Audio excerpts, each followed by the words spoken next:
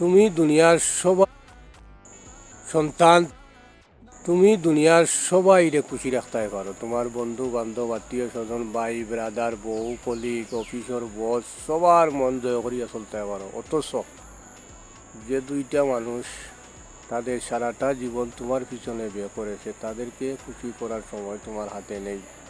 আর এটাই হইল আমাদের বর্তমান ইয়ং জেনারেশনের সবচেয়ে বড় ব্যর্থতা। ধন্যবাদ সবাইকে। প্রিয় বন্ধুরা, ভালো থাকবেন, সুস্থ থাকবেন।